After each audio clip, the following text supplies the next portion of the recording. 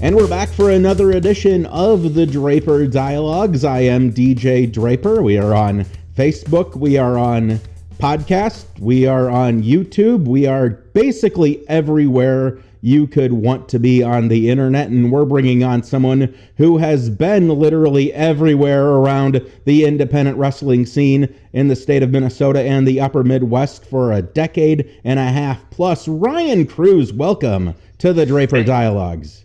Yeah, thanks, DJ. I appreciate you having me. It has certainly been far too long since we've seen you, or anyone else for that matter, in an AWF ring. How are you handling the slowdown here with the shutdown of live wrestling events? And I presume you're keeping busy, maybe even staying in ring shape in order to have a return to wrestling at some point? Yeah, totally. That's been like one of the main things is maintaining a sense of shape during all this with gyms closing down and I can maintain a sense of shape. Well, it depends on what shape you're going for. But yeah, it started off pretty well with the home workouts and stuff, and then the home workouts got a day apart, and then 2 days apart, and then pretty soon they just weren't happening. So it became more about just trying to eat clean, which was working for a couple days and then a week, and then it just kind of slowly teetered off. So with gyms being back open now, I've been able to hit it back hard again. But yeah, man, I miss the ring. Like I don't miss the way I feel some mornings the next day, but man, I do miss hearing that crowd. Understand that you're now a homeowner. Is this a first time thing for you? This is the first time, yeah. When my wife and I started dating, she owned a townhome, and I moved into that with her. So this was my first home buying experience, and it went extraordinarily well. Of course, nothing works out perfectly, but this house is amazing. And 10 years ago, if I would have driven past this and knew that I was going to own it a decade later, I would have said, hogwash, man, no way. But I noticed the one tweet there about joining the neighborhood Facebook group, and those can be on the range of either helpful to terrifying. Have you been able to determine yet how that is for your neighborhood? Well, so far, so when we were asked to join the group, or stated that we should join the group, they had a little bit of a questionnaire to kind of tell us about yourselves, the kind of things that you're into and stuff. And so we submitted that, and we got accepted, to the group, obviously being in the neighborhood. But within like an hour and a half, I've already been like invited to go golfing with a couple of dudes. Apparently, like a next door neighbor is like a big craft beer guy, which I enjoy very much. So right now there's potential for it to be awesome. So yeah, it's looking up, but time will tell. This is still very, very fresh. So nothing like the shrubs need attention, your driveway looks like garbage, how about you fix the porch? Nothing like that yet? Nothing like that yet. I mean, we've only been here a couple of weeks, but maybe after they give us maybe a month to settle in, then they'll be like, hey, here's the 10 things you need to do. And then it just becomes a border battle. So you've been around wrestling here for 16 years? That neighborhood? April was 04, April of 04. So yeah, it just was 16 years in April. So tell us a little bit about your background, even prior to that. I understand Detroit Lakes native. I understand also you went to college and maybe even obtained a degree, which isn't universal around this business. Totally. Yeah, I graduated from Detroit Lakes High School back in 2003. The following fall, went to St. Cloud State University, where I got a Bachelor's of Science degree in Mass Communications. Also, likewise here, Winona State, but same system. There you go. Yep, same system. And one Darren Corbin was in my graduating class for the same major. I'll be damned. And then, so did you have a connection with him at that point as you both made your way down toward, I believe it was maybe Maple Grove, Rogers, Dayton? Was that where the MPW training camp was like that we remember so fondly, so many competitors like you going through those ranks? Yeah, that's a blast from the past there. But yeah, Darren and I actually, we go back to like 7 years old. He and I grew up totally best friends. Just one day both found out that we both loved pro wrestling, and it just blew up from there. We went to college together. We were roommates all throughout college. Started training pro wrestling together. He just had found a a training facility that had just had AJ Styles on a show recently, had just had Christopher Daniels on a show recently. So we're like, okay, this place is legit. So Darren called up and spoke to Sheriff Johnny Emerald, and we were able to, yeah, oh yeah, whoop-de-doo. Came down, had a tryout, and it just snowballed from there, man. Like once we saw the ring, we were hooked. So yeah, just kind of all snowballed from a very, very early age with Darren and I. So we know that wrestling training camp has changed over the decades. We hear back when folks would go to Vern Gagne's camp and they would be made to run miles around the farm and do 1,000 squats. I'm going to guess maybe it wasn't that quite same of experience, but how was it like breaking in those first few weeks and months when you were in training camp? Yeah, it wasn't much about the activity level. Like, I go to the Academy of Pro Wrestling here now in Minnesota, and they're doing those warm-ups of 300 squats, 100 push-ups, and all that kind of stuff to warm you up. But Midwest Pro Wrestling was another animal. It was just kind of understood that if you wanted to do that, it was kind of on your own time. It was just repetition of bumps after bumps after bumps kind of thing. And Darren and I, we were kind of a class all of our own for the most part.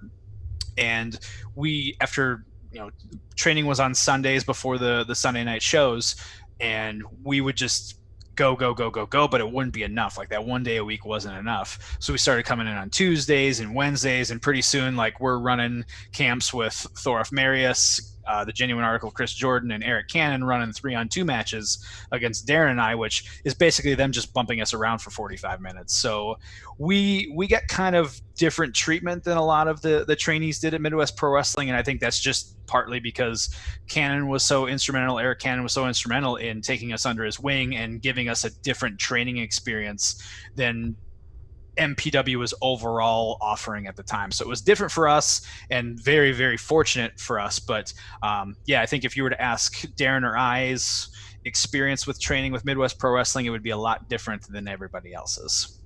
And I suppose going that extra mile is probably playing a bit of a role as to your longevity here in this sport. Whereas, granted, there were a ton of names that I remember coming out of that camp in those 2-3 years, but probably playing a bit of a role why you've been able to be around this game so long.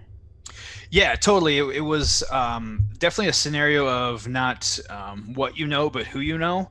And we just made good impressions with the right people. And, Cannon was taking us on the road. I mean, with that intensive training, Darren and I had our first matches like a month and a half after training, which generally is very unheard of. But since we were getting that personal kind of training with Cannon, we were working with each other a lot. So it just became second nature for us to start wrestling that early. Definitely, I'm not saying the matches were great by any means. We were as green as could possibly be. But we, like I said, we just made good impressions with the right people, particularly Cannon, who just started taking us on the road and getting us seen places. And then just doing it smart and taking care of ourselves to promote that longevity. Because if you would have asked me again when I first started if I'd still be doing this 16 years later and have as many matches and done as much as I have, I would have thought you were absolutely crazy. I thought it was going to be like a 2-year stint, and then I was going to graduate college and move on with my life, So you weren't always known as Ryan Cruz. I remember catching a couple of shows, I think, at the MPW arena, maybe 1 or 2 Eddie Sharkey shows along the way. Version 2, how did that come to be a thing? And I guess, just tell us a little bit about why that was your first path out of the gate here as far as a persona. Yeah, totally. So everyone thinks of their gimmick becoming a wrestler. We all like started wrestling in our living rooms or whatever, and you create this gimmick for the yourself. Buddies. Yeah, exactly, the little wrestling buddies, and you always win. You never lose to those guys. But back then, I never really took on kind of my own persona. It was always like, I'm doing Bret Hart's moves this match, or I'm gonna be Shawn Michaels this match. So creating a gimmick for me was always just kind of difficult. I just wanted to just go out there and wrestle and be myself, because I thought I was goofball enough to do so. But at that time, I was still pretty much in my shell. I wasn't the very loud and boisterous entertainer that you know me now as. So back then, I was just so vanilla. And one day Kid Crazy looks at me and he goes, version 2, you are version 2. And I'm like, okay, Matt Hardy version 2. He's like, nope, just V2, like that's it. And yeah, for lack of not being able to think of anything better or even anything different, I'm like, sure, I'll be the Matt Hardy lookalike guy, whatever. My moveset's already basically laid out for me. The gear is really easy to accomplish, so I'll do that. I know it wasn't going to last forever. So yeah, it was just kind of a lack of not having a better idea, and it was just kind of funny. So then 16 years later, did you think back then that Matt Hardy would have the same relevance and reinventions that he has had in his wrestling career? He has reinvented himself, and that's the thing, is that so many wrestlers reinvent themselves and try to come up with something new, but nobody has done it with the success that Matt Hardy has. He's just reinvented himself to and not just the minor changes, but just these incredible changes that just go viral, for the lack of a better thing. I mean, I knocked off the V2. The V1 stuff to me was classic. Absolutely loved it. The OG Hardy Boys, I mean, they speak for themselves, but the whole delete gimmick is probably my favorite of anything he's ever done.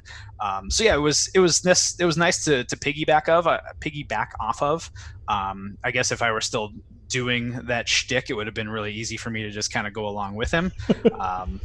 But yeah, he was definitely not a guy that I saw, 15 years ago still going hard today. So then how did it come to be where you finally said, okay, there's the value that we have here with sort of copying Matt Hardy, but you need to break out of your shell just a tad? I think that's something that I would hope everyone realizes they have to do in order to make it at any real level with any type of longevity. How did you break out of that shell and transition into the Ryan Cruz we've known and loved for so many years around here? Yeah, so it was just kind of happened when Midwest Pro Wrestling decided to close its doors. I'm like, that chapter of my life is done. I've got to wrestle. So you were V2 throughout that whole time there at Maple Grove? I was V2 the entire time, yeah. And so even a little bit afterwards, like I went out to Chikara out in Philadelphia with that same gimmick for like one show.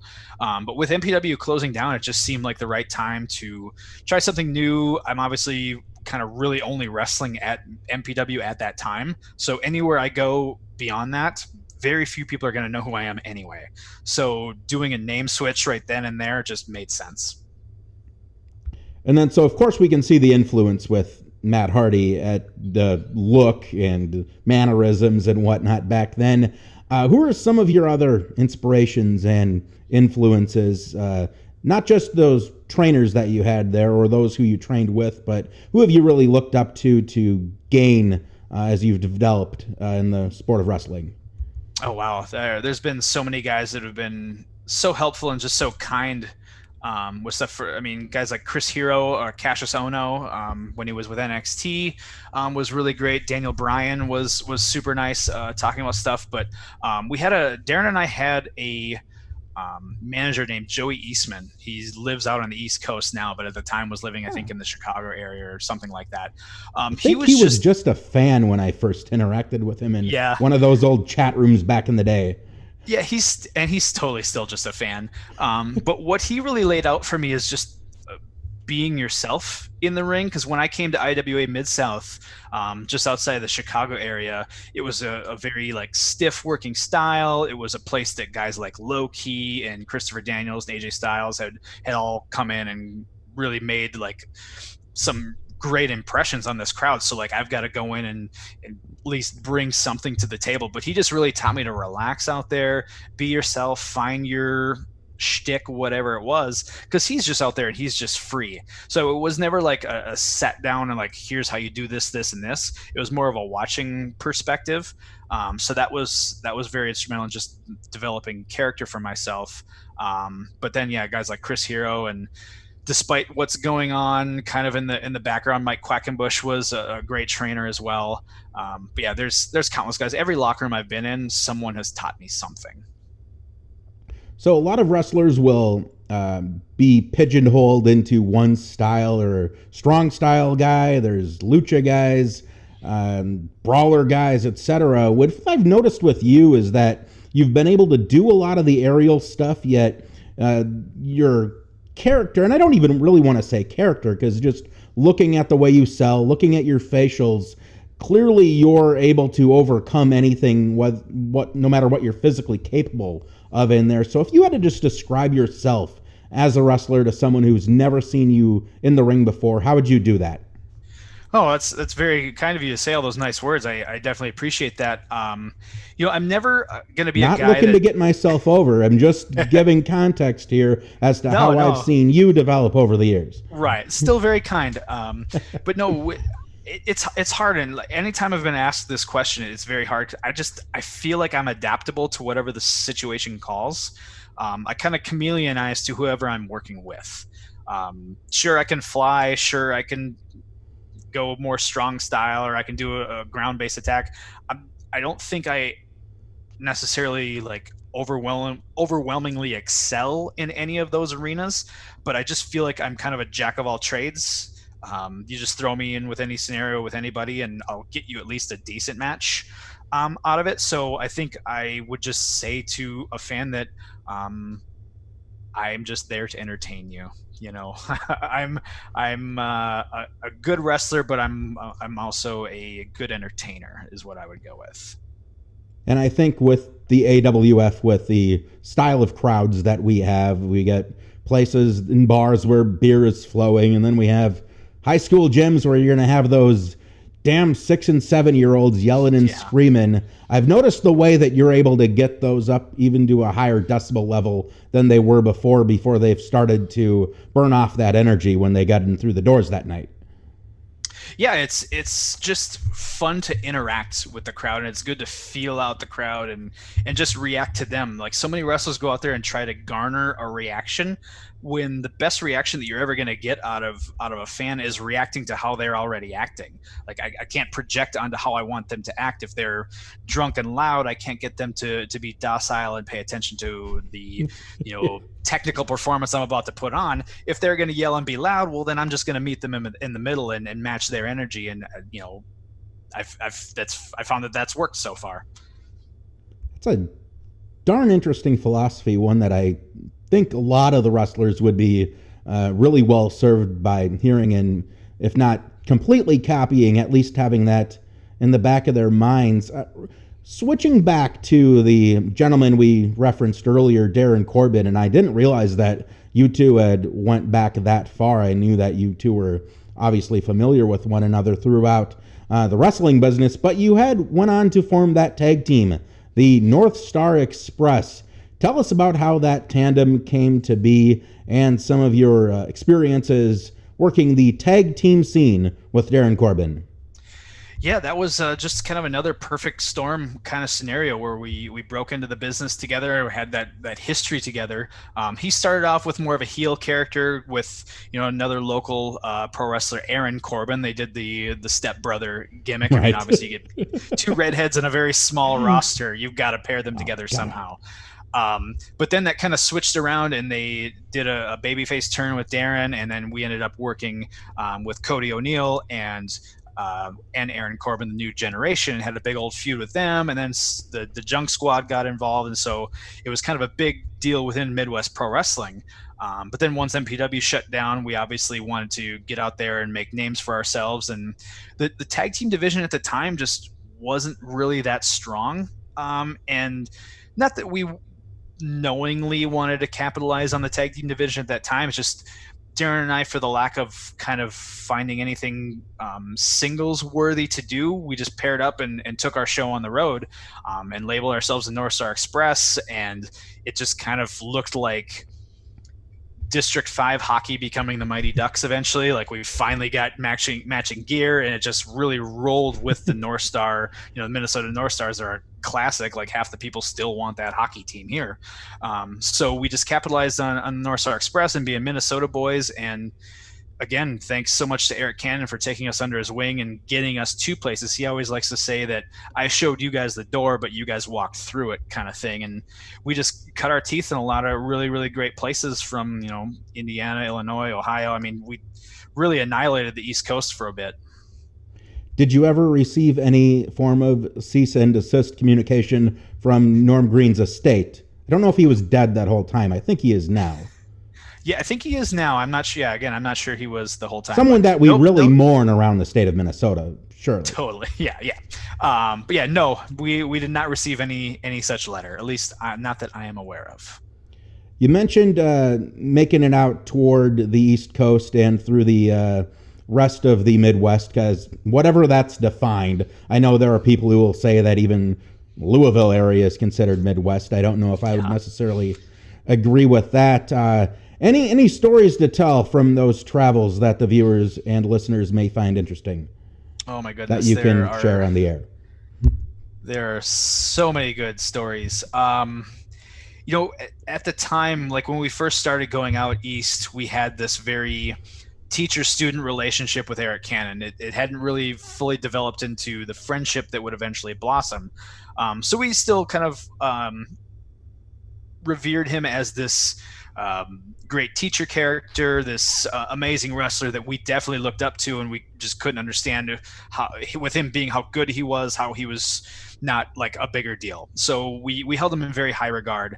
But when we get out to the East Coast and see all these other wrestlers that have previously taken Cannon under their wing to be razzing him and hazing him, and one of my favorite things was Cannon was out filling up the car with gas, and Chris Hero, Cassius Ohno, was in the front seat, and he just started flipping switches, popping the trunk, opening up the front hood, and just all this crap. And so Cannon gets in the car and starts it and starts driving, and everything is just wonky. And he's like, "Did you get this? Yep. Did you get that? Did you pop my trunk? Oh yeah, I definitely got that." Just so perfect to watch Cannon getting hazed. It was awesome. And I'm sure you were just getting set for a 5-minute trek down the road when that was happening. Oh, totally. Too. Yeah. Right down the road. Yeah. And that's where we'll step aside.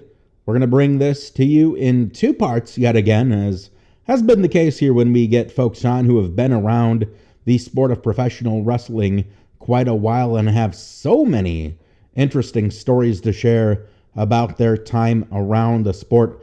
Be sure to be back next Tuesday. We're going to drop it on the Facebook page as well as on our podcast feed. It's going to be part 2 with Ryan Cruz, a bona fide veteran here of the American Wrestling Federation. If it means anything to the context with how long this guy's been around, he's been around longer than me. Hope you're all doing well. We can't wait to see you back here next Tuesday for part 2 with Ryan Cruz. So long, everyone.